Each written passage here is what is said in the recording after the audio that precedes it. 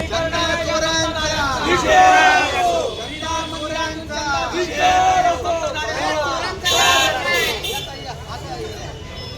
चंदा चोरांचं करायचं काय?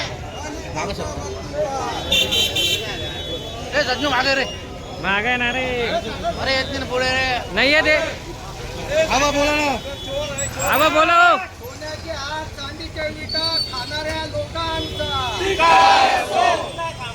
पवित्र रामाला बदनाम करणाऱ्या लोकांचा, चोरी करणाऱ्या या सत्ताधाऱ्यांचा करायचं काय? चंदा चोरी करणाऱ्या या सत्ताधाऱ्यांचा अरे चोर आहे, चोर आहे. अरे चोर आहे, चोर आहे. चोर आहे,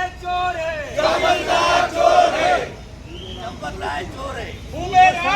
बगल में छुरी है. उभे राहा. बगल में छुरी है. उभे राहा. बगल में छुरी है. उभे राहा. बगल में छुरी है. अरे चोर है, चोर है. चोर है. अरे चोर है, चोर है.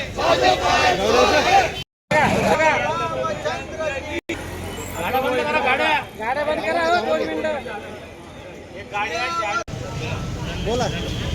आपण अयोध्या या ठिकाणी प्रभू रामचंद्र विराजमान झालेले आहेत आणि सर्व देशातील नागरिकांनी एक रुपया एक वीट गोळा करून सर्वांनी मदत केली आणि रामाचं मंदिर हे त्या ठिकाणी बांधलं गेलं आणि प्रभू रामचंद्र तिथं विराजमान झाले. परंतु आता महिन्याभरापासून आपण असं बघतोय त्या ठिकाणी राम मंदिराला जे जे दान आलेलं आहे बाहेरच्या लोकांकडनं आणि ते लोक आता पुढे येत आहेत. चांदीच्या विटा असतील, सोन्याचे मोठे मोठे हार असतील, करोडो रुपये अब्जो रुपयांची त्या ठिकाणी चोरी होते. आपण फेसबुकच्या माध्यमातून, सोशल मीडियाच्या माध्यमातून आणि जे डिबेट टी व्हीवर चालू आहे त्याच्यात आपल्याला लक्षात येतं आहे की करोडो रुपयांचा भ्रष्टाचार ह्या चंपत चोर आणि त्याच्या साथीदारांनी केलेला आहे. यांना पाठबळ देण्याचं काम सत्ताधारी भाजप पक्षाचं आहे. भाजप पक्षानेच अशा चोरांना त्या ठिकाणी बसवलेलं आहे, ट्रस्टी केलेलं आहे आणि हे ट्रस्टी कशी चोरी करता हे आपण सर्वांनी साक्षात बघितलं आहे.